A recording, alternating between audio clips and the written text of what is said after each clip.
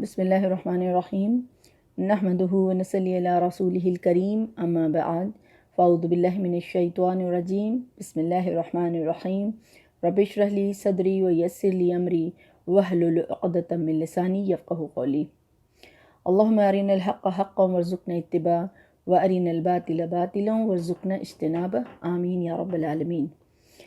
الحمدللہ اللہ سبحانہ و تعالیٰ کا اپنے بندوں پر یہ بڑی مہربانی ہے کہ وہ ہم سب کو جو ہے اپنی عبادتوں کے جو ہے وہ حسین مواقع جو ہے وہ عطا کرتا رہتا ہے، اور اللہ سبحانہ و تعالیٰ کا بہت ہی خاص کرم اور اس کا فضل ہے کہ اللہ سبحانہ و تعالیٰ ہمیں کبھی عام مواقع عطا فرماتا ہے، کبھی خاص مواقع عطا فرماتا ہے، تاکہ اللہ سبحانہ و تعالیٰ کہ جو نیک بندے ہیں، اللہ سبحانہ و تعالیٰ جو ہے اپنے بندوں کو نیک بنانا چاہتا ہے کہ اپنے رب کی جو ہے اس موقع کا استعمال کر کے اللہ کی قربت جو ہے وہ حاصل کر لے اور اپنے اصل زندگی کے لیے آگے کچھ بھیج سکے۔ انہی دنوں میں اور ایسے ہی مواقع میں جو ہے وہ سب سے اہم دن ایک ہے، اور وہ ہے عاشورہ ذی الحج۔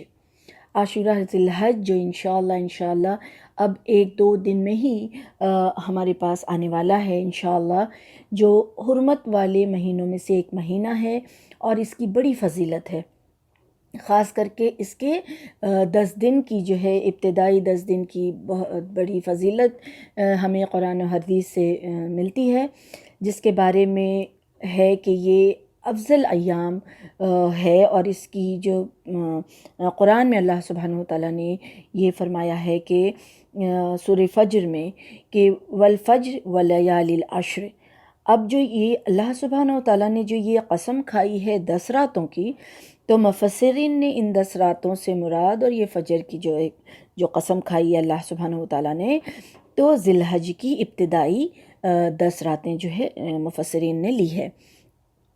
اور اس کی افضلیت میں جو ہمیں حدیث سے بات ملتی ہے وہ یہ ہے کہ دنیا کے سارے ایام کے مقابلے میں یہ 10 ایام جو ہے، یہ 10 دن جو ہے، یہ عاشورہ ذی الحج کا وہ سب سے زیادہ افضل ہے، سب سے زیادہ افضل ہے۔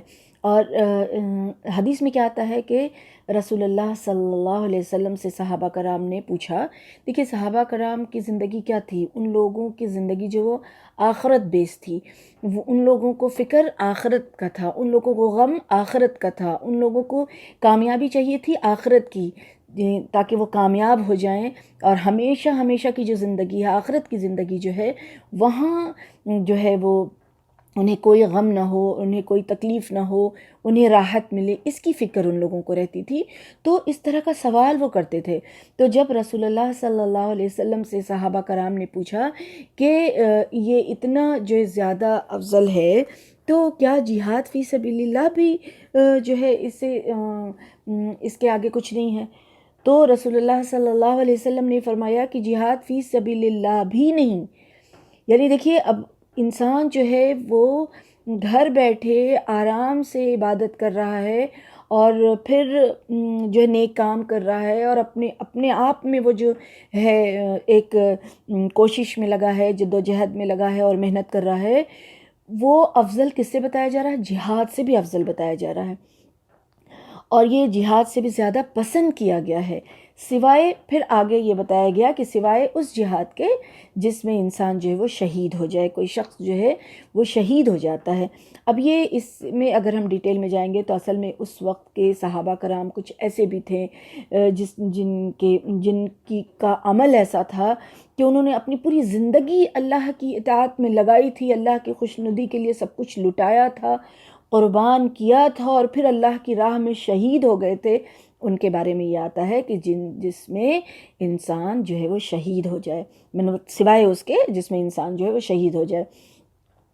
تو اس سے یہ پتہ چلتا ہے کہ سارے دنوں سے افضل، سارے ایام کے مقابلے میں یہ 10 ابتدائی ایام جو ہے عاشورہ ذی الحج کا سب سے زیادہ افضل ہے۔ تو افضلیت کے لحاظ سے ہو گیا۔ پھر ایک دوسرے حدیث کا مفہوم ہے جس میں یہ بات بتائی گئی کہ عبداللہ ابن عباس رضی اللہ عنہ سے روایت ہے کہ عمل صالح کے لیے یہ ایام اللہ کے نزدیک سب سے زیادہ محبوب ہے. یہ ایام کیا ہے؟ سب سے زیادہ محبوب ہے. پہلے ہم لوگوں نے دیکھا کہ افضل ہے، ابھی کیا ہم دیکھ رہے ہیں کہ محبوب ہے. یعنی یہ جو ماہ ذی الحج کا ابتدائی 10 دن ہے اس کے بارے میں کہا جا رہا ہے کہ تو صحابہ کرام نے پوچھا کہ یا رسول اللہ کیا اللہ کے راستے میں جہاد کرنا بھی نہیں؟ تو آپ صلی اللہ علیہ وسلم نے فرمایا کہ اللہ کے راستے میں جہاد کرنا بھی اتنا پسندیدہ نہیں سوائے اس کے کہ انسان اپنی جان و مال کے ساتھ نکلا اور واپس نہ لوٹا، یعنی شہید ہو گیا. تو یہ دو باتیں ہمیں پتہ چلی کہ افضل بھی ہے اور اللہ کے نزدیک سب سے زیادہ محبوب بھی ہے. اب انہی ایاموں میں دیکھیے ایک دن آتا ہے یوم عرفہ کا دن. اگر یوم عرفہ یعنی عاشورہ ذی الحج کے کسی اور دن کی فضیلت نہیں بھی بتائی جاتی تو صرف یہ ایک دن یعنی یہ جو یوم عرفہ ہے ان سارے ایاموں کی فضیلت کے لیے کافی ہو جاتی. کیوں؟ کیونکہ یہی دن گناہوں سے مغفرت اور جہنم سے نجات حاصل کرنے کا دن ہے. سبحان اللہ. انہی ایاموں میں یہ جو 10 دن کی ہم لوگ بات کر رہے ہیں ابھی، انہی ایاموں میں ایک دن ہے یوم نحر کا یعنی قربانی کا دن. اور اس کے بارے میں اللہ سبحانہ و تعالیٰ نے کیا فرمایا ہے کہ اللہ کے نزدیک سب سے عظمت والا دن یوم نحر ہے، یعنی 10ویں ذی الحج کا دن، اور اس کے بعد 11ویں ذی الحج یعنی منا میں ٹھہرنے کا دن. تو رسول اللہ صلی اللہ علیہ وسلم نے اس کے متعلق بھی یہ فرما دیا. تو اب ہم دیکھتے ہیں کہ یہ ایک تو حرمت والا مہینہ ہے تو افضل ہوا اس لحاظ سے. اس کے بعد بھی ایک ایک دن جو ہے اس کی اتنی اہمیت والی ہے کہ اس کے بارے میں ہمیں حدیث میں اور قرآن میں بات مل رہی ہے کہ یہ افضل ہے اور یہ بہترین ہے اور یہ اللہ سبحانہ و تعالیٰ کو پسند ہے. انہی ایام میں جو ہے سارے اہم ترین عبادتیں جو ہیں وہ بھی اس میں شامل ہیں. تو یہ بھی ایک وجہ ہوتی ہے. جیسے رمضان کا جو ہے وہ آخری 10 رات جو ہے وہ بہت ہی بہترین ہے اجر کے لحاظ سے. اسی طرح ذی الحج کی جو یہ پہلی 10 دن ہے وہ بہترین ہے اجر کے لحاظ سے. عاشورہ ذی الحج کی امتیازی فضیلت کا ایک یہ بھی سبب بتایا جاتا ہے کہ جتنے بھی اہم ترین عبادتیں ہیں اس میں سب جمع ہو گئے ہیں. جیسے رمضان میں بھی دیکھیے ہم ساری عبادتیں کرتے ہیں الحمدللہ، تو ان میں حج تو ہم نہیں کر سکتے ہیں، تو اس میں حج بھی شامل ہو گیا ہے. تو یہ بھی کہا جاتا ہے کہ یہ بھی ایک سبب ہے کہ سارے اہم عبادتیں جو ہیں اس میں شامل ہو گئے ہیں، تو اس کی جو ہے اتنی بڑی فضیلت ہے. سبحان اللہ. اور یہ فضیلتیں اللہ سبحانہ و تعالیٰ نے رکھی ہے. اللہ سبحانہ و تعالیٰ کے حکم سے رسول اللہ صلی اللہ علیہ وسلم نے ہمیں حکم دیا اور انہوں نے جو کام کیا وہ ہمارے لیے مسنون ہو گیا، تو یہ اللہ کی طرف سے ہے. تو اللہ سبحانہ و تعالیٰ نے یہ ہمیں سنہرا موقع دیا تاکہ ہم اپنے گناہوں کی بخشش کروا لیں اللہ سبحانہ و تعالیٰ سے، تاکہ ہم نیکیوں کی طرف رغبت کریں، ہم پھر سے اپنی یاد دہانی کرائیں، اپنے آپ کو پھر سے لوٹائیں، ہم ذرا غور و فکر کریں، ہم ذرا آخرت کے لیے کچھ جمع کر لیں، کچھ اپنے اصل زندگی کے لیے کچھ بھیج پائیں. تو یہ ساری چیزیں جو ہے اپنی اصلاح کر سکیں. تو یہ ساری چیزیں جو ہے اللہ سبحانہ و تعالیٰ نے کرنے کے لیے ہمیں یہ ایک موقع دیا. اور اسی طرح سے ٹائم ٹو ٹائم اللہ سبحانہ و تعالیٰ ہم سب کو موقع دیتے رہتے ہیں. سبحان اللہ. کیونکہ اللہ سبحانہ و تعالیٰ یہ چاہتا ہے کہ اس کا بندہ جو ہے وہ جنت میں جائے. اللہ سبحانہ و تعالیٰ اپنے بندے کو کبھی تکلیف میں ڈالنا نہیں چاہتا. وہ چاہتا ہے کہ میرے بندے جو ہیں پلٹ آئیں، میرے بندے جو ہیں وہ سدھر جائیں، میرے بندے جو ہیں جنت میں جانے والا کام کریں اور پھر ہم اپنے فضل سے اس کو جنت میں ڈال دیں. سبحان اللہ. تو جب یہ دن اتنا افضل ہے، اتنا محبوب ہے، تو پھر ہمیں اس سنہرے موقع کو کیسے استعمال کرنا چاہیے؟ تو سب سے زیادہ ہمیں زیادہ سے زیادہ نیکی کا کام ان ایاموں میں کرنا چاہیے. تو سب سے پہلے ہم کیا کریں گے؟ ہم فرائض کا اہتمام کریں گے، اور وہ فرائض جو ہے وہ بہت ہی بہترین طریقے پر کرنے کی کوشش کریں گے. تو سب سے پہلے اس میں جو چیز آتی ہے وہ حج اور عمرہ کی ادائیگی ہے. یہ افضل ترین عمل ہے جسے اللہ تعالیٰ نے استطاعت دی ہے اسے چاہیے کہ مسنون طریقے پر اللہ سبحانہ و تعالیٰ کے گھر کا حج اور عمرہ کرے، اور اس کا بدلہ جو ہے وہ جنت ہے۔ اس کے بعد ہم دیکھتے ہیں کہ جو چیز آتی ہے وہ ہے سب سے پہلے ایمان کے بعد کیا ہے؟ ایمان کے بعد تو سب سے پہلے تو نماز کی بات آتی ہے۔ تو ہم الحمدللہ عام دنوں میں بھی نماز پڑھتے ہیں، اور نماز کا اہتمام کرنا چاہیے، پوری زندگی میں ہی نماز ہے۔ اب اس نماز کا ان دنوں میں، چونکہ یہ دن ان دنوں میں دیکھیے عظمت والا دن ہے، اللہ کے نزدیک محبوب دن ہے، تو اللہ سبحانہ و تعالیٰ اپنے فضل سے زیادہ اجر بھی دیتا ہے، سبحان اللہ۔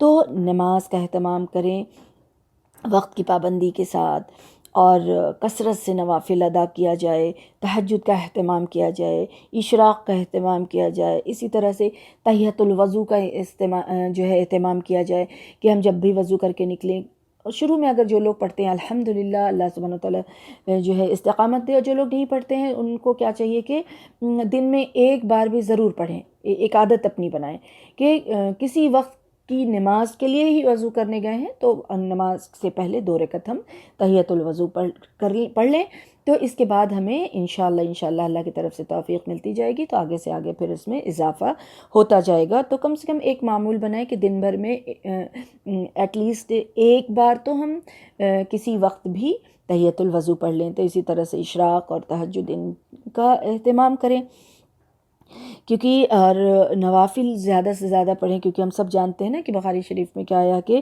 اللہ سبحانہ وتعالیٰ کیا فرماتے ہیں کہ میرا بندہ جو نوافل کے ذریعے مجھ سے قریب ہو جاتا ہے۔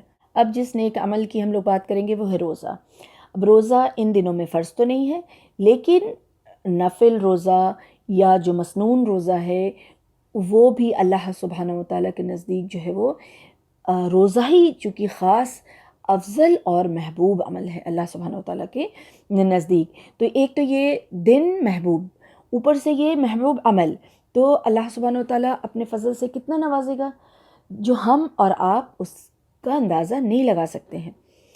نفل روزے کے بارے میں آتا ہے کہ حضرت ابو سعید خدری سے روایت ہے کہ رسول اللہ صلی اللہ علیہ وسلم نے فرمایا کہ جو شخص اللہ کی راہ میں ایک روزہ رکھتا ہے، اللہ تعالیٰ اس کے بدلے میں اس کے، یعنی جو شخص روزہ رکھتا ہے، اس کے اور جہنم کے درمیان 70 سال کا فاصلہ پیدا کر دیتا ہے، سبحان اللہ۔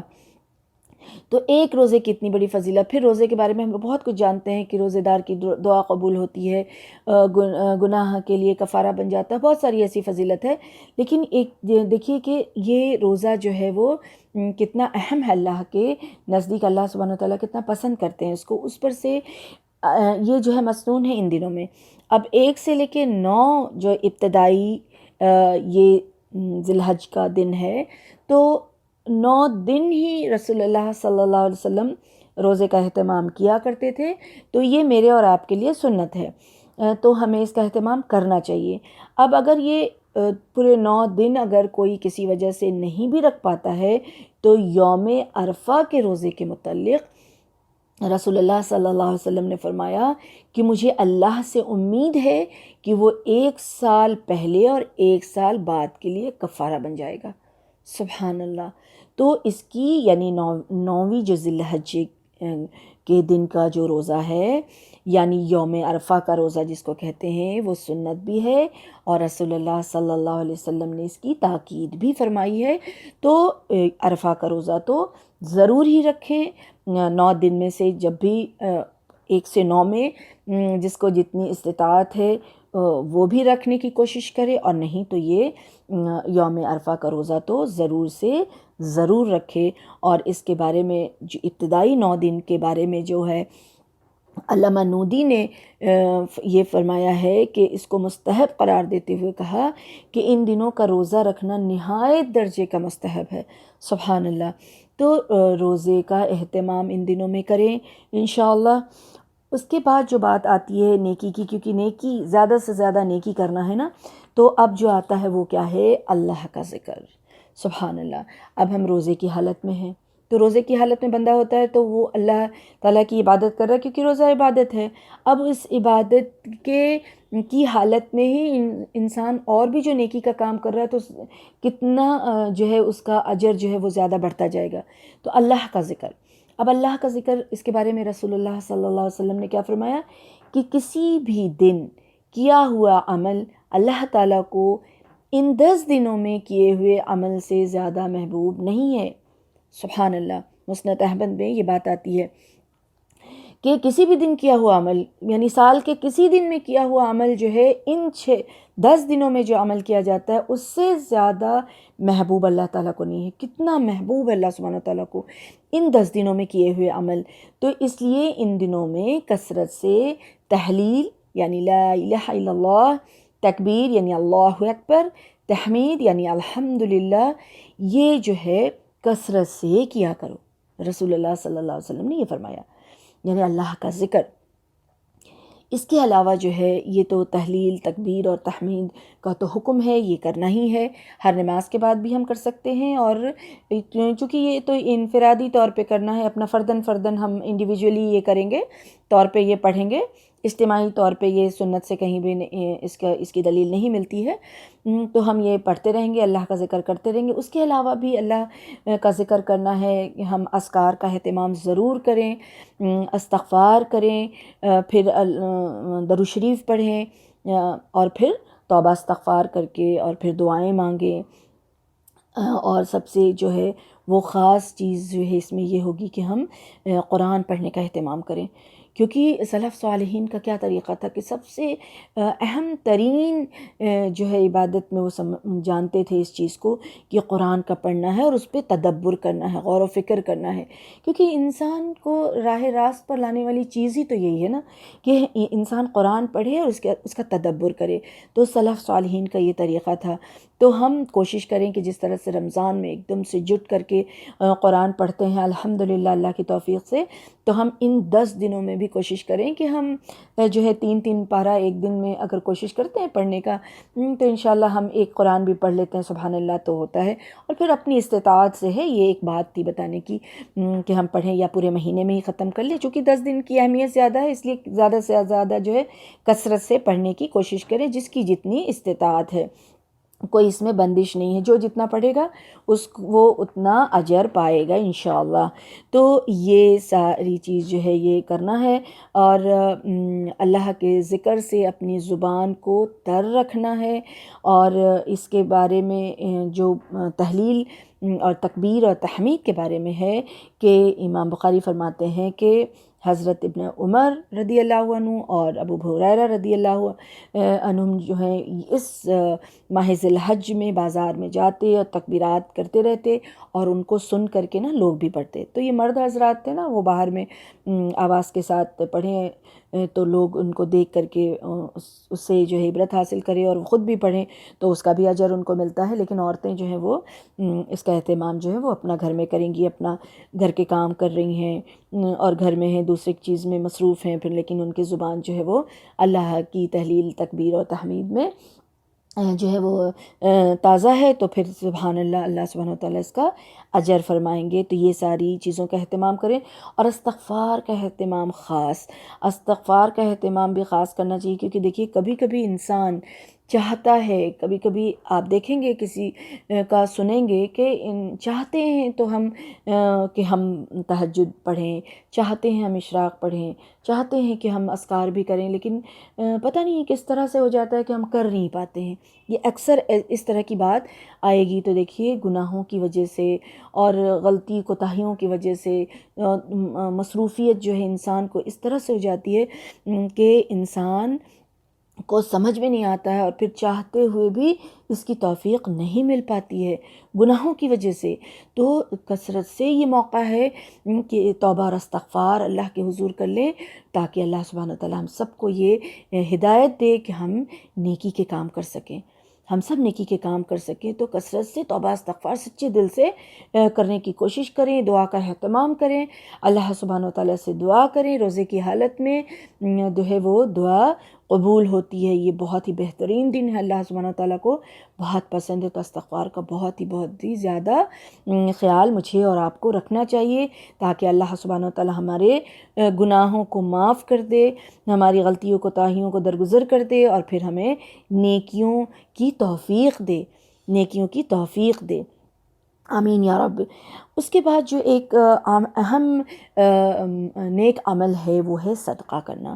صدقہ کرنا ہم سب جانتے ہیں کہ صدقہ خیرات جو ہے وہ صدقہ جو ہم کرتے ہیں عام زبان میں ہم لوگ صدقہ خیرات اس کو بول لیتے ہیں، لیکن یہ صدقہ جو ہے وہ کیوں جب ہم اللہ کی رضا کے لیے کچھ خرچ کرتے ہیں، کچھ دیتے ہیں اور تو وہ یا پھر دین کی سربلندی کے لیے، تو اللہ سبحانہ و تعالیٰ کے نظر میں یہ نیک عمل ہمیں بہت سارے فائدے پہنچاتا ہے، اور اللہ سبحانہ و تعالیٰ نے اس کا حکم دیا ہے۔ سورہ بقرہ آیت نمبر 254 میں ہم دیکھ سکتے ہیں کہ اللہ سبحانہ و تعالیٰ نے کیا فرمایا کہ اے ایمان والو، جو ہم نے تمہیں دے رکھا ہے اس میں سے خرچ کرتے رہو، اس سے پہلے کہ وہ دن آئے جس میں نہ تجارت ہے، نہ دوستی ہے، نہ شفاعت۔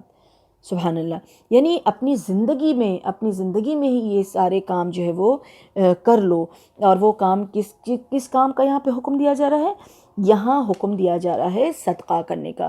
اور صدقہ کرنے کا ہم دیکھتے ہیں کہ حدیث میں جو اس کی بڑی فضیلت آئی ہے، صحیح بخاری میں ہی آتا ہے کہ مال میں برکت ہوتا ہے، اور اللہ کی رضا حاصل کرنے کا یہ ذریعہ ہے۔ یہ بھی صحیح بخاری میں ہی آتا ہے۔ صحیح بخاری میں ہی آتا ہے کہ روز محشر جو ہے صدقہ کرنے والوں کے لیے سایہ ہوگا، یہ صدقہ جو ہے کی وجہ سے۔ پھر صحیح بخاری میں ہی آتا ہے کہ صدقہ کرنے والوں کے لیے اللہ سبحانہ و تعالیٰ نے ایک خصوصی دروازہ بنا کے رکھا ہے جنت میں، جس سے وہ داخل ہوگا۔ پھر اسی طرح سے الجامع الصغیر میں آتا ہے کہ بیماریوں سے نجات کا ذریعہ بھی یہ صدقہ ہے۔ سبحان اللہ، بہت ساری فضیلت ہے اس صدقے کی۔ تو عام دنوں میں تو صدقہ کرنا ہی کرنا چاہیے، ان دنوں میں چونکہ یہ اللہ کے نزدیک بہت ہی اہم اور اللہ سبحانہ و تعالیٰ کو چونکہ بہت محبوب ہے یہ دن، تو ایسے عمل کر کے ہم زیادہ سے زیادہ اللہ سبحانہ و تعالیٰ کی جو ہے رضا حاصل کر سکتے ہیں اور انعام پا سکتے ہیں اللہ سبحانہ و تعالیٰ کی طرف سے انشاءاللہ، کیونکہ اجر بھی انشاءاللہ زیادہ ملے گا۔ تو صدقہ کا بھی اہتمام کریں، چاہے مالی صدقہ ہو، چاہے جو ہے وہ جانی صدقہ ہو، چاہے وہ اپنی صلاحیت، اپنے خیالات، اپنے علم، ہر چیز جو بھی چیز اللہ نے دیا اس کو بانٹنے، اس کو خرچ کرنے اللہ کی راہ میں، یعنی اللہ کی رضا کے لیے۔ تو یہ ساری چیزیں جو ہے صدقہ میں بہت ساری چیزیں آ جاتی ہیں، تو ان ساری چیزوں کا اہتمام کرے انسان۔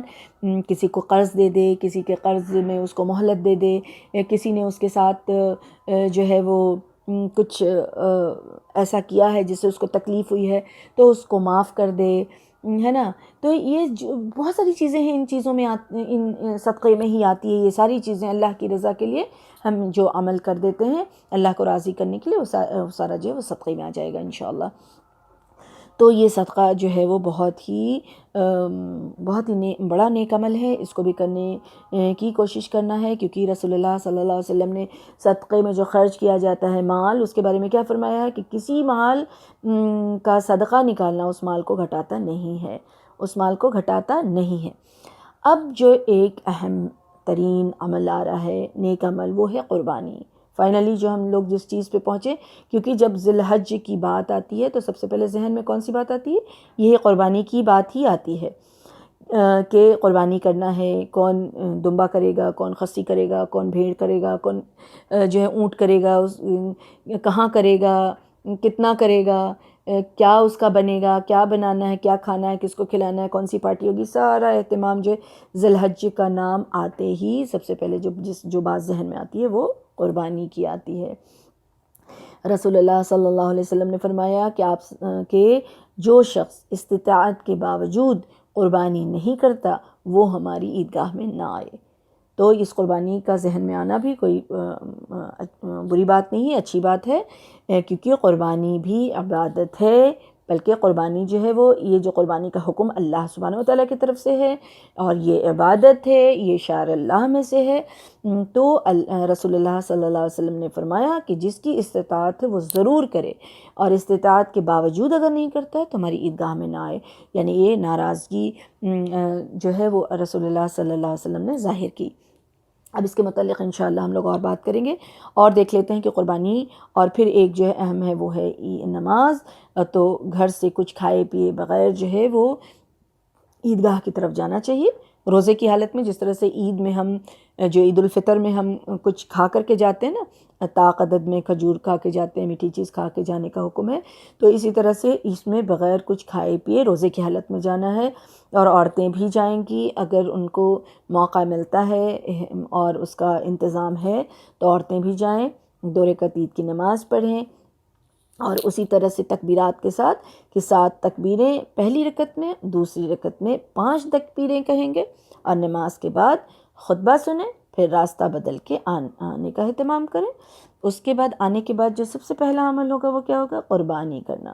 قربانی کرنا. اب قربانی سے متعلق ہم تھوڑی سی بات ہم لوگ دیکھ لیتے ہیں کہ کیا ہے کہ جب جو ہے سب سے پہلے تو کیا ہوگا کہ ہم یہ سارے عمل جو کر رہے ہیں تو جب ہم چاند نکلتا ہے تو ہر مہینے ہی چاند نکلنے کا کوئی کسی خاص مہینے میں دعا پڑھنے کا حکم نہیں ہے، بلکہ ہر مہینے میں جب ہم نیا چاند دیکھتے ہیں تو ہمیں دعا پڑھنی چاہیے چاند دیکھ کر کے. تو وہ دعا پڑھنے کا اہتمام کریں. پھر جو شخص قربانی کا ارادہ رکھتا ہو وہ ذی الحج کا چاند دیکھنے کے بعد نہ حجامت بنوائے اور نہ ہی ناخن تراشے. یہ صحیح مسلم کی روایت میں آتا ہے کہ کیا کرنا ہے کہ چاند نکلنے کے بعد نہیں کرنا ہے، نہ تو سر کے بال منوانا ہے، نہ کاٹ تراشنا ہے، نہ تو ناخن تراشنا ہے. تو اس کا کیا مطلب ہے کہ چاند نکلنے سے پہلے پہلے یہ کام کر لینا ہے تاکہ ہم یہ 10 دن جو ہے نہ تو ہم بال تراش سکتے ہیں اور نہ تو ناخن تراش سکتے ہیں. اس لیے اب یہ سوال یہاں پر یہ ہے کہ کیا عورتیں بھی ایسا کریں گی؟ تو جی ہاں، مرد ہوں یا عورت ہوں، جو بھی اپنی طرف سے قربانی دینے جا رہا ہے اللہ کی رضا کے لیے، جس کی طرف سے بھی قربانی کیا جا رہا ہے، تو اس کو چاہیے کہ وہ یہ 10 دن جو ہے وہ بال اور ناخن نہ تراشے. پہلے ہی اس کو 29 تاریخ کو 30 تاریخ کو یعنی چاند نکلنے سے پہلے پہلے سے وہ اپنی صفائی ان چیزوں کی کر لے. اب تو چاند دیکھنے کی دعا پڑھے اور یہ ساری جو ہے یہ سارا کام کر لے. پھر جو جانور اس کو لینا ہے، جانور سے متعلق ہم لوگ دیکھتے ہیں کہ جانور جو ہے وہ سنن ابی النسائی میں آتا ہے یہ کہ جانوروں کا عیب سے پاک ہونا ضروری ہے. نہ تو اس کا کان کٹا ہو، نہ تو وہ سینگ کٹا ہو ٹوٹا ہو، یعنی ہر طرح سے وہ ہر عیب سے وہ پاک ہو جانور. پھر دیکھنا ہے کہ قربانی کا جو جانور ہوگا تندرست ہونا چاہیے، ایسے بیمار مریل سا نہیں، تندرست ہونا چاہیے، اور ساتھ ساتھ جو ہے اس کو دانت بھی ہونا ضروری ہے، اور اگر نہیں تو پھر 1 سال کا جو دمبا یا خصی ہونا جو ہے وہ ضروری ہے. یہ بھی اس کا بھی اہتمام کرنا ہے. پھر کیا ہے، ہم جب نماز سے فارغ ہو کر کے آتے ہیں، جب ہم قربانی کا اہتمام جب کرنے لگتے ہیں تو چھری جو ہے وہ تیز ہونا چاہیے. قربانی کے وقت ذبح کرنے کے وقت جو ہے وہ چھری تیز ہونا چاہیے اور جلدی ذبح کرنا چاہیے. ٹھیک ہے. اور نیت کیا ہونی چاہیے؟ دیکھیے، نیت تو یہی ہے کہ ہم اللہ کی راہ میں، اللہ کا حکم ہے تو ہم اپنی طرف سے اللہ کی راہ میں قربانی کر رہے ہیں، تو یہی نیت ہے اور یہی امپورٹنٹ ہے. یہی جو ہے وہ اہم ہے ہماری نیت. ٹھیک ہے. اس کے علاوہ جو بہت ساری جو باتیں کہی جاتی ہیں اور پڑھی جاتی ہیں وہ کہیں سے وہ ثابت نہیں ہے. بس اتنا کہہ دینا کہ بسم اللہ اللہ اکبر، یہ کافی ہے. یہ کہہ کے اور اللہ کا نام لے کر کے اس کو قربان کرنا ہے. نیت ہماری ہونی چاہیے جہاں بھی دے رہے ہیں، جدھر بھی دے رہے ہیں. اللہ سبحانہ و تعالیٰ کو آپ کے دل کی حالت کا پتہ ہے. نیت جو ہے وہ دل کے ارادے کا نام ہے. تو قربانی کا جانور جو وہ ذبح ہوا. اب یہ سوال یہ آتا ہے کہ کیا عورتیں بھی ذبح کر سکتی ہیں؟ تو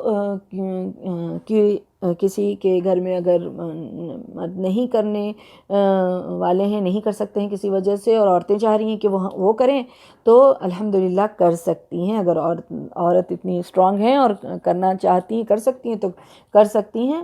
یہ ہمیں ملتا ہے صحابیات کے عمل سے، تو کوئی حرج کی بات نہیں، الحمدللہ کر سکتی ہیں. اور اب یہ دیکھنا ہے کہ گائے یا اونٹ جو ہوتا ہے ان میں یعنی بڑے جانور میں 7 لوگ حصہ لے سکتے ہیں، جبکہ دمبا بکرا وغیرہ جو ہوگا اس میں سارے گھر والوں کی طرف سے وہ ایک جو ہے وہ کافی ہو جاتا ہے. اب ایک سوال یہاں پہ یہ ہے کہ کیا ہم اپنے میرے ماں باپ جو ہیں وہ گزر چکے ہیں، تو کیا ہم اپنے ماں باپ کے کے لیے ہم ان کی طرف سے کیا ہم قربانی کر سکتے ہیں؟ تو دیکھیے اس کا جواب یہ ہے کہ مردے کی طرف سے قربانی کرنا جو ہے وہ کوئی مسنون طریقہ نہیں ہے، کیونکہ قرآن اور سنت سے ہمیں اس کی کوئی دلیل نہیں ملتی ہے۔ اب علماء کرام کا اس میں اختلاف ہے، کیونکہ چونکہ یہ قرآن حدیث سے کہیں اس میں جو ہے واضح ہمیں اس کی دلیل نہیں ملتی ہے، اس لیے کسی کا کہنا ہے کہ یہ جائز نہیں ہے۔ اب کچھ علماء کرام نے اس کو جائز قرار دیا ہے ایک حدیث کے بیس پہ، جس میں رسول اللہ صلی اللہ علیہ وسلم نے قربانی کیا اور قربانی کرتے وقت یہ کہا کہ یہ میری طرف سے اور میری امت کی طرف سے۔ اب اس میں بھی دو حدیث ہے کہ ایک یہ اس میں یہ آتا ہے کہ ایک تو امت کی طرف سے اور دوسرا بیان یہ آتا ہے کہ امت میں سے جنہوں نے قربانی نہیں کی ہے ان کی طرف سے۔ تو یہ رسول اللہ صلی اللہ علیہ وسلم کے لیے خاص تھا، وہ نبی تھے، رسول تھے اور ان کی امت تھی۔ میرے اور آپ کے لیے یہ چیز تو نہیں ہے، لیکن چونکہ انہوں نے ایسا کیا تو کچھ لوگ ایسا کہتے ہیں کہ کر سکتے ہیں، لیکن خیر مالی عبادت جو ہے وہ مردوں کو پہنچتا ہے اس کا اجر، تو اس لیے ہم صدقہ کر سکتے ہیں اپنے مردوں کے لیے جو گزر چکے ہیں، ان کے لیے ہم صدقہ کر سکتے ہیں۔ قربانی زندوں کی طرف سے کیا جائے تو یہ بہتر ہوگا، واللہ اعلم بالصواب۔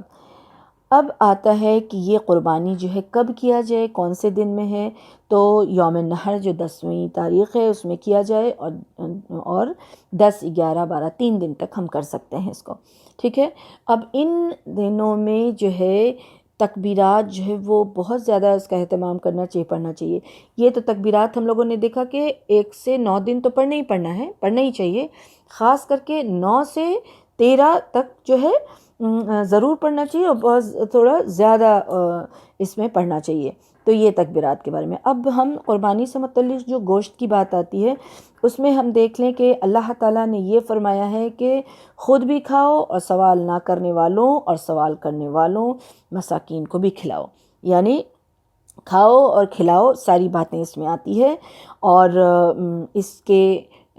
اس کے متعلق جو ہے بہت زیادہ کانسش ہونے کی اس میں نہیں ہے، کیونکہ دیکھیے حالات کے حساب سے رسول اللہ صلی اللہ علیہ وسلم نے حکم دیا تھا کہ پہلے حکم یہ آیا کہ 3 دن میں ہی گوشت کو کھا کر کے ختم کرو، تو اس وقت قحط کا موقع تھا، تو اللہ نے کہ رسول صلی اللہ علیہ وسلم نے یہ حکم دیا کہ 3 دن میں کھا کر کے ختم کرو، یعنی کھاؤ، بانٹو، کھلاؤ، تو اس طرح سے سب کی ضرورت جو ہے وہ پوری ہوگی۔ تو صحابہ کرام ایسا ہی کیا کرتے تھے۔ بعد میں رسول اللہ صلی اللہ علیہ وسلم نے یہ حکم دیا کہ اب کھاؤ، تقسیم بھی کرو اور رکھو بھی، ذخیرہ بھی کرو، رکھ بھی سکتے ہو تم۔ تو اب یہ حکم جو ہے وہ بدل گیا، تو حالات کے حساب سے حکم بدلا ہے۔ ابھی بھی جس کی طرف جیسے حالات ہے، لینے والے، ضرورت مند، جو ایسے لوگ ہیں جن کو گوشت میسر نہیں ہے، جو غریب ہیں، زیادہ سے زیادہ جو بانٹتا ہے اس کے لیے وہ زیادہ سے زیادہ اس کو اجر ملے گا۔ کسی کی ضرورت پوری ہو رہی ہے، کوئی خوش ہو رہا ہے، کوئی جو ہے وہ گوشت اس کو مل رہا ہے ایسے موقع پر، تو اس کے لیے زیادہ۔ اب کہیں ہے کہ کوئی لینے والا ہی نہیں ہے، سارے لوگ ایسی سوسائٹی میں کوئی رہ رہے ہیں جہاں پر کوئی نہیں ہے لینے والا، اور وہ جو ہے وہاں پہ قربانی کر رہے ہیں، تو پھر وہ گوشت کو کیا کریں گے؟ ایسا تو نہیں ہے کہ گوشت کہیں سے وہ برباد کر دیں گے، نہیں، وہ گوشت کو ذخیرہ کر سکتے ہیں اور کھا سکتے ہیں، لیکن کوشش ہونی چاہیے کہ لوگوں کو جو ہے اس میں سے حصہ ملے، تاکہ وہ اجر میں تھوڑا جو ہے وہ زیادہ اجر ملے۔ کوئی کھائے گا تو ویسے بھی ہے کہ کھلانے کو اللہ سبحانہ و تعالیٰ بہت پسند کرتے ہیں، اور یہ تو قربانی کا گوشت ہی ہے۔ تو اس طرح سے اس میں موقع کو دیکھ کر کے اور کرنا چاہیے اور اہتمام کرنا چاہیے، تاکہ غریبوں کو بھی ملے اور ضرورت مندوں کو بھی ملے، خود بھی اس میں سے کھایا جائے۔ تو وہ اپنے حالات کو دیکھنا ہے اور اپنی نیت اور اپنے معاشرے میں دیکھنا ہے کہ کس طرح سے کر سکتے ہیں انشاءاللہ۔ تو یہ گوشت کے متعلق جو ہے وہ بات ہو گئی۔ اب انشاءاللہ تعالی یہ بھی سوال لے لیتے ہیں کہ کھال کا کیا کیا جائے، کھال کے بارے میں، کہ کیا ہم کھال کو جو ہے وہ بیچ سکتے ہیں؟ تو دیکھیے، جس طرح سے گوشت کو فروخت کرنے کی اجازت نہیں ہے، یعنی گوشت کو جس طرح سے بیچنے کی اجازت نہیں ہے قربانی کے گوشت کو، اسی طرح سے اس کے کھال یعنی اس کے چمڑے کو بھی بیچنے کی اجازت نہیں ہے۔ اس کو استعمال کریں، یا پھر اگر کچھ ایسا ہی پروگرام آپ کی طرف بن رہا ہے کہ اس کو بیچنا ہے تو بیچ کر کے اس کا پیسہ جو ہے وہ صدقہ کر دیا جائے، یا پھر ویسے ہی چمڑا جو ہے وہ صدقہ کر دیا جائے ڈائریکٹ، کیونکہ عام طور پہ یہ استعمال نہیں ہوتا ہے، اس وجہ سے یہ بات جو ہے اس طرح کی اٹھتی ہے کہ کھال کا کیا کیا جائے، تو اس کو جو ہے وہ صدقہ کر دیا جائے، یا پھر بیچ کر کے اگر پیسہ مل رہا ہے تو پھر اس پیسے کو صدقہ کر دیا جائے انشاءاللہ۔ ٹھیک ہے، اب ہم لوگ جو بات کریں گے وہ بہت ہی اہم ہے، اور اس کو جاننے کی کوشش کریں گے تاکہ ہم جو بھی عمل کرتے ہیں اللہ سبحانہ و تعالیٰ کے لیے، تو وہ اللہ کی بارگاہ میں جو ہے وہ قبولیت کے درجے کو پہنچے۔ یہ ہم جاننے کی کوشش کریں گے کہ قربانی ہمیں حاصل ہوئی یا نہیں، یہ جو ہم نے قربانی کی تو یہ قربانی کیا ہے، اس قربانی کے متعلق جو اللہ سبحانہ و تعالیٰ نے یہ حکم دیا ہے تو اس کے پیچھے مقصد کیا ہے، اور اللہ سبحانہ و تعالیٰ نے یہ کیوں ہمیں حکم دیا۔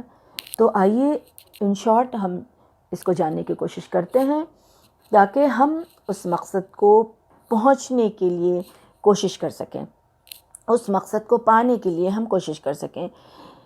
صحابہ کرام رضی اللہ عنہم میں سے جو ہے ایک بار انہوں نے قربانی کے متعلق رسول اللہ صلی اللہ علیہ وسلم سے دریافت کیا کہ یا رسول اللہ صلی اللہ علیہ وسلم یہ قربانی کیا ہے؟ تو حضور صلی اللہ علیہ وسلم نے فرمایا کہ یہ تمہارے باپ ابراہیم علیہ السلام کی سنت ہے۔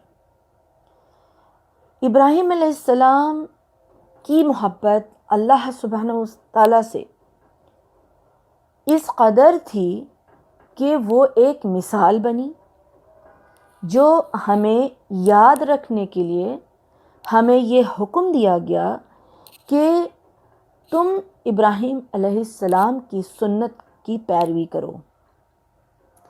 قربانی ایک عبادت ہے، اور اس عبادت کا بھی ایک مقصد ہے جو اللہ سبحانہ و تعالیٰ نے بتا دیا ہے۔ کیا بتا دیا ہے ہم وہ بھی دیکھیں گے انشاءاللہ۔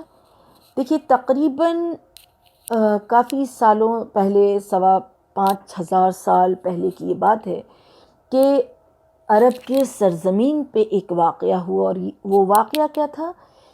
وہ واقعہ جو ہے ایمانی ایک منظر تھا، ایمان سے بھرا ہوا ایک منظر، بلکہ بھرا ہوا نہیں بھی، اس سے لبریز چھلکتا ہوا، ایمان سے چھلک جو ہے اس میں پھر کوئی بھی جگہ جو ہے وہ خالی نہیں کہی جا سکتی ہے، اس کو چھلکتا ہوا پیمانہ جو ہوتا ہے نا، وہ تھا ایمان سے لبریز وہ واقعہ۔ اور وہ واقعہ کیا تھا ہم سب جانتے ہیں، آئیے اس کی یاد دہانی کریں۔ سورہ صافات میں اللہ سبحانہ و تعالیٰ نے اس کا ذکر کیا ہے۔ ہم سورہ صافات جو ہم 102 سے لے کر کے 106 تک ہم پڑھیں گے تو انشاءاللہ یہ پورے واقعہ کو ہم اچھی طرح سے جان سکیں گے۔ آئیے اس کو شارٹ میں دیکھتے ہیں کہ اللہ سبحانہ و تعالیٰ نے یہ حکم دیا کس کو؟ ابراہیم علیہ السلام کو، کہ اپنے بچے کو ذبح کرو۔ اب ابراہیم علیہ السلام نے خواب میں دیکھا، اور انہوں نے اپنے بیٹے سے یہ کہا، ابراہیم علیہ السلام نے کہ یا بنیا، اے میرے بیٹے، انی ارا فی المنام انی اذہبک فانظر ماذا ترى۔ انہوں نے کہا کہ اے میرے بیٹے، میں نے خواب میں دیکھا ہے کہ میں تجھے ذبح کر رہا ہوں، اب تم بتاؤ کہ تمہاری کیا رائے ہے۔ اب نبیوں کا، رسولوں کا جو خواب ہے نا وہ سچا خواب ہوتا تھا، اب ان کو یہ حکم آیا اللہ کی طرف سے، تو انہوں نے کہا اپنے بچے سے یہ کہا کہ بیٹا میں نے خواب میں دیکھا ہے کہ میں تمہیں ذبح کر رہا ہوں، میں کیا کروں، تمہاری کیا رائے ہے۔ اب بچے نے یہ سن کر کے کیا جواب دیا؟ اب ان کا جواب سنیے کہ انہوں نے کہا کہ یا بتی افعل ما اتمر ستجدونی انشاءاللہ من الصابرین۔ سبحان اللہ، کہ اے میرے ابا جان، آپ کو جو حکم ہوا ہے وہ کریے، وہ کر ڈالیے، آپ انشاءاللہ مجھے صابروں میں سے پائیں گے، صبر کرنے والوں میں پائیں گے، آپ بالکل پریشان نہ ہوں، آپ مجھے ذبح کر ڈالیں۔ سبحان اللہ۔ اب یہاں دیکھیے کتنی بڑی بات ہے۔ سب سے پہلے تو یہ دیکھیے کہ یہ جو بچہ ہے، کہا جاتا ہے کہ 12 سے 15 سال کے یہ تھے اسماعیل علیہ السلام، اس وقت جب ابراہیم علیہ السلام کو یہ حکم ہوا ان کو قربان کر دینے کا۔ اب یہ حکم کو پورا کرنے کے لیے، حکم کی تکمیل کے لیے، اللہ کی رضا کے لیے کس طرح سے، سب سے پہلے تو ابراہیم علیہ السلام کو دیکھیے کہ اتنے ضعیف اور اتنے چہیتے بیٹے اور اتنے جو کہا جاتا ہے کہ ایک منت سے مانگی ہوئی اولاد ہوتی ہے نا، تو اسی طرح سے ان کو بڑھاپے میں یہ ملے تھے، تو اتنے جو ہے پیارے بچے کو وہ ذبح کرنے کے لیے تیار ہو گئے. اتنے رحم دل باپ اپنے پیارے بیٹے کو قربان کرنے کو راضی ہو گئے. اور بیٹے کو دیکھیے کس جو ہے اخلاص کے ساتھ، معصوم بچہ وہ رضامندی دے رہا ہے، اپنی رضامندی اپنے رب کی رضا میں جو ہے وہ ڈال رہا ہے. سبحان اللہ. اور یہاں ایک سبق یہ ہے کہ اسماعیل علیہ السلام کی پرورش بی بی ہاجرہ نے اکیلے کی تھی. ہم سب جانتے ہیں کہ بی بی ہاجرہ جو ہے چھوٹے سے شیرخوار بچے، یعنی جب یہ گود میں تھے، دودھ پیتے بچے تھے، تبھی ابراہیم علیہ السلام نے ان کو بیابان جو ہے وہ جگہ میں چھوڑ آئے تھے. تو انہوں نے ان کی پرورش کی، ماں نے پرورش کی. اور ایک ماں کی پرورش ہے کہ انہوں نے اتنی کوشش کی، اور اللہ کے حکم سے اللہ سبحانہ تعالیٰ نے انہیں چنا، اور ان کی تربیت یہ کام آئی کہ اللہ سبحانہ تعالیٰ نے پسند کیا کہ ایسا فرما بردار بچہ، ایسا اطاعت گزار بچہ، اتنا ایمان کا اسٹرانگ بچہ، باپ بیٹے دونوں اللہ سبحانہ تعالیٰ کی محبت میں قربان کرنے کو اور قربان ہو جانے کو تیار. سبحان اللہ. اب یہ اطاعت اور یہ فرما برداری کا جو بے نظیر منظر جو تھا، اللہ سبحانہ تعالیٰ کو اتنا پسند آیا، اللہ سبحانہ تعالیٰ کو اتنا پسند آیا کہ اللہ سبحانہ تعالیٰ کی طرف سے ندا آئی. اور یہ بھی سورہ صافات میں آپ دیکھیں گے کہ اللہ سبحانہ تعالیٰ نے فرمایا کہ ہم نے اسے ندا دی کہ اے ابراہیم، تم نے اپنا خواب سچ کر دکھایا.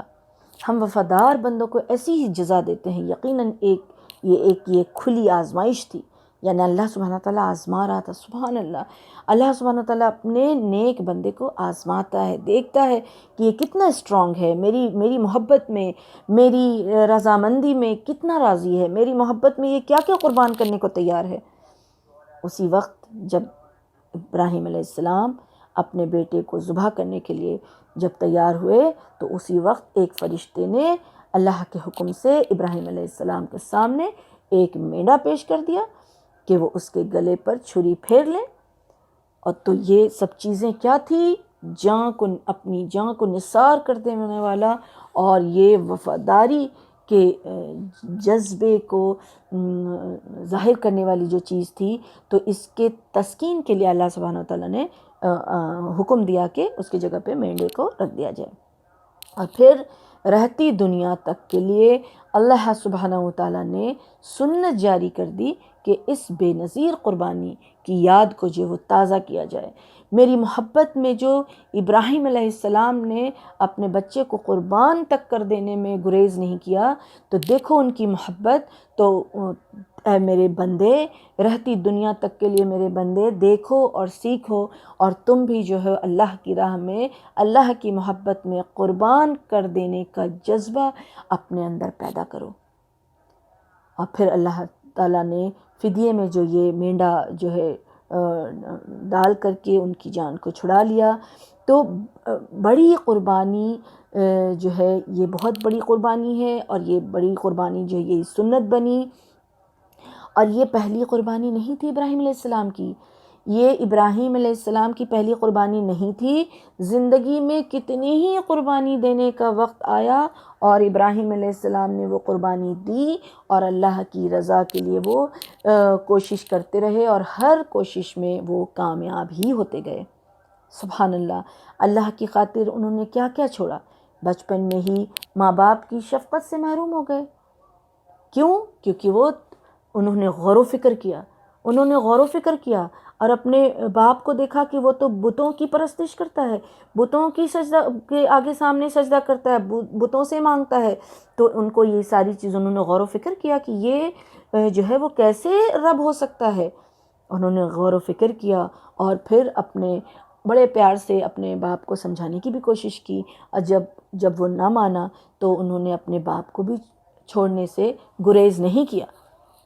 اور باپ کو چھوڑنا کیا تھا کہ وہ دولت سے بھی محروم ہوئے، اور پھر وہ سارے آرام اور آسائش سے بھی محروم ہو گئے، خاندان سے بھی محروم ہوئے، برادری اور جماعت کو بھی چھوڑنا پڑا، دنیاوی سارے سہارے سے وہ محروم ہوئے، کیونکہ جب انہیں وطن سے نکلنے کا حکم دیا ان کے باپ نے، پھر وہ صرف وطن سے نکلنا ہی نہیں، ہم سب جانتے ہیں کہ ان کے باپ نے اور ان کی قوم والوں نے انہیں بات نہ ماننے کی وجہ سے اور بتوں کو توڑنے کی وجہ سے اور ان لوگوں کو توحید کی دعوت دینے کی وجہ سے کیا کیا کہ قوم کی تو بات رکھیے، قوم تو ساتھ تھی، اپنے باپ نے ابراہیم علیہ السلام کے ان کو بڑی آگ میں ڈالا، بہت بڑی آگ میں ڈالا۔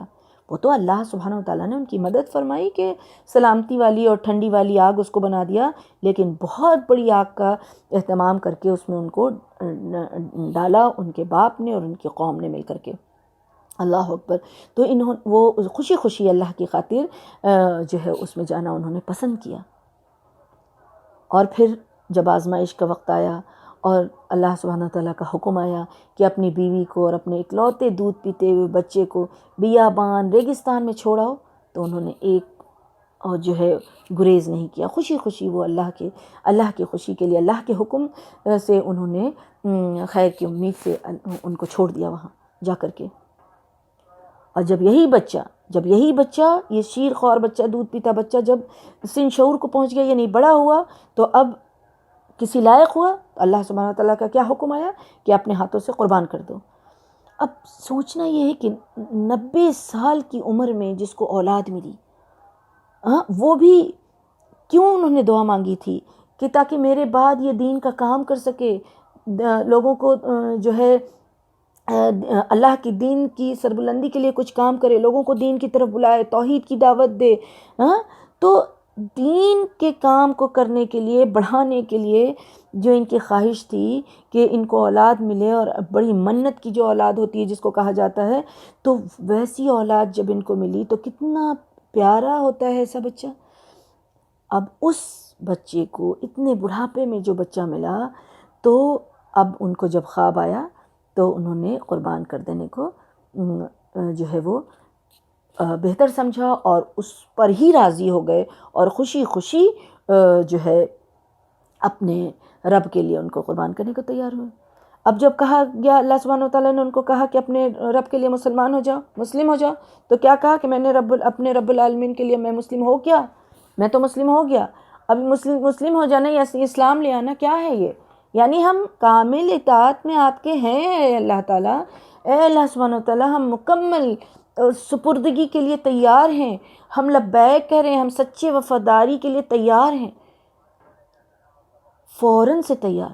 تو قربانی کا جو یہ بے نظیر عمل وہی کر سکتا ہے جو واقعی اپنی شخصیت اور اپنی پوری زندگی میں اللہ کا مکمل اطاعت گزار ہو۔ اللہ کا مکمل پوری طرح سے اطاعت گزار جو شخص ہوگا، وہی تو اتنی بڑی قربانی دے سکتا ہے، جو زندگی کے ہر معاملے میں اس کے اپنے یعنی اللہ سبحانہ وتعالیٰ کی وفاداری میں لگا ہو، جس نے اپنا سب کچھ اللہ کے حوالے کر دیا ہو۔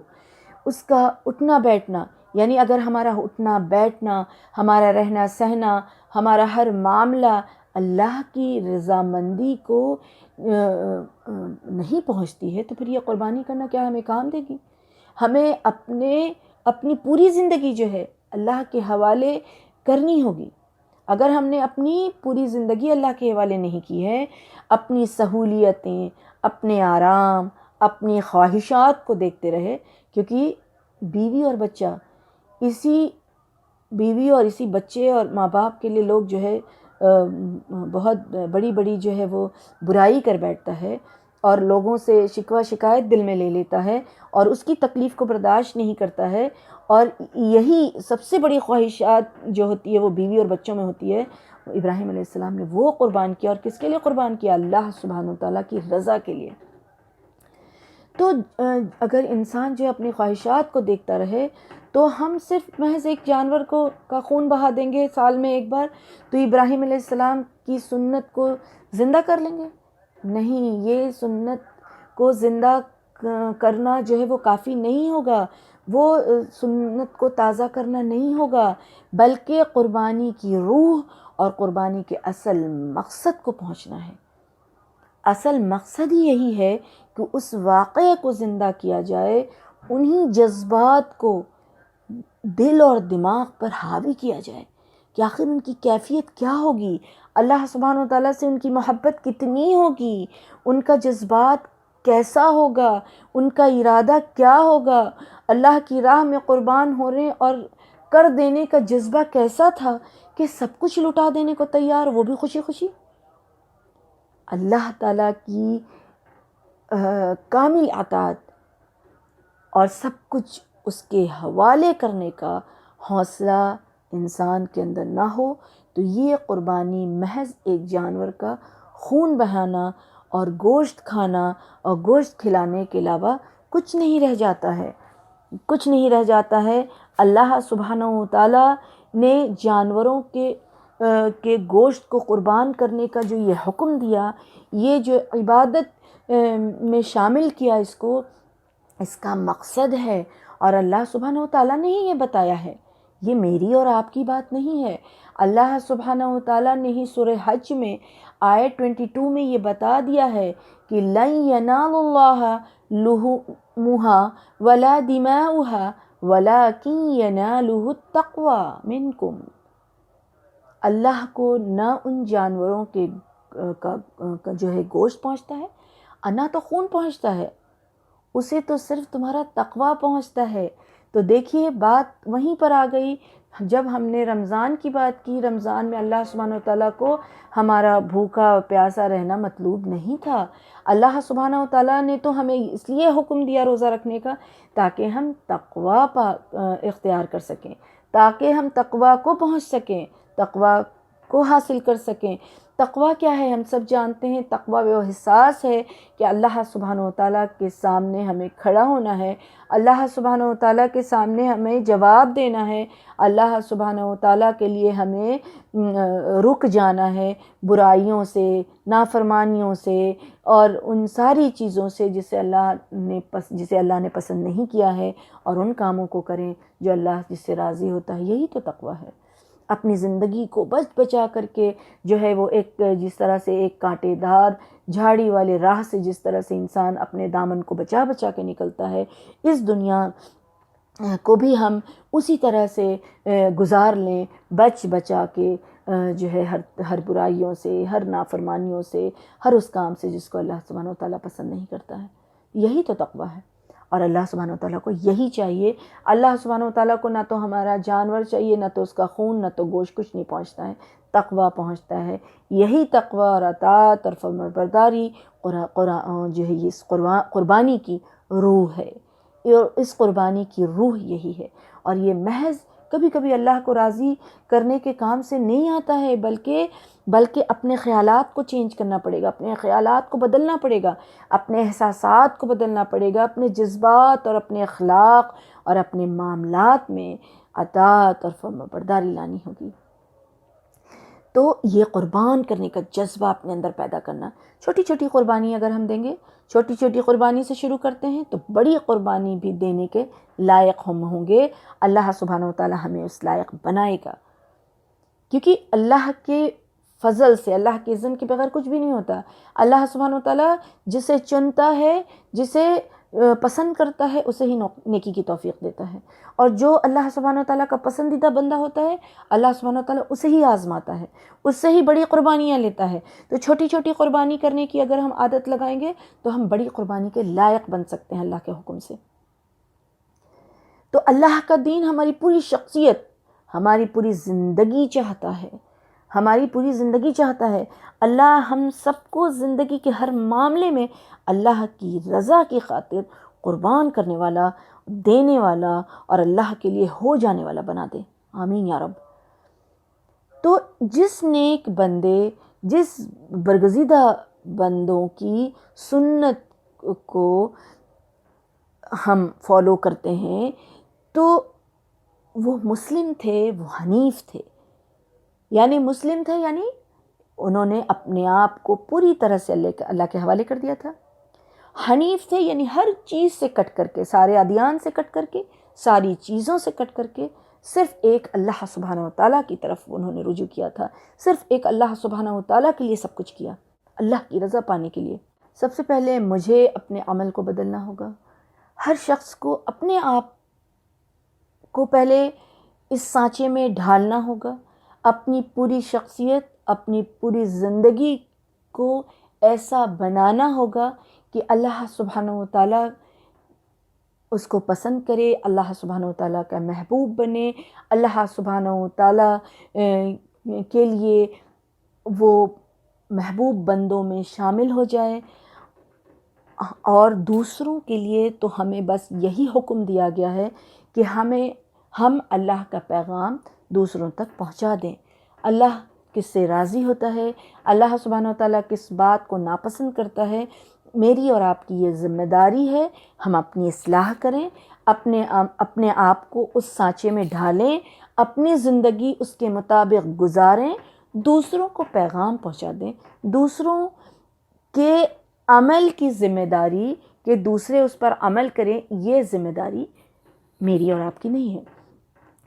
میری اور آپ کی یہ ذمہ داری نہیں ہے کہ ہم کسی کو ہدایت دے دیں، اس سے عمل کروا لیں، نہیں، اللہ سبحانہ و تعالیٰ ہدایت دینے والا ہے، اللہ سبحانہ و تعالیٰ ہی اس کو توفیق دینے والا ہے، اور اللہ سبحانہ و تعالیٰ ہی اس سے حساب لینے والا ہے۔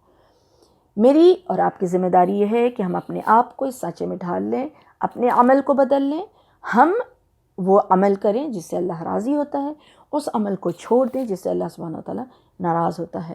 تو ہمیں چاہیے کہ ہم ابراہیم علیہ السلام کی اس موقع پر ابراہیم علیہ السلام کی لائف ہسٹری کو پڑھیں، جانیں، دل و دماغ پر، شخصیت پر اور اپنے معاشرے پر ان جذبات اور کیفیت کو جو ہے طاری کرنے کی کوشش کریں، تاکہ جب جو چیز جو ہے انسان کے دل و دماغ پہ چھاتی ہے تو پھر انسان کو وہ چیز جو ہے وہ اثر کرتی ہے، تو ہم اسی احساس کے ساتھ جو ہے اپنے عمل کو جو ہے ڈھال سکتے ہیں۔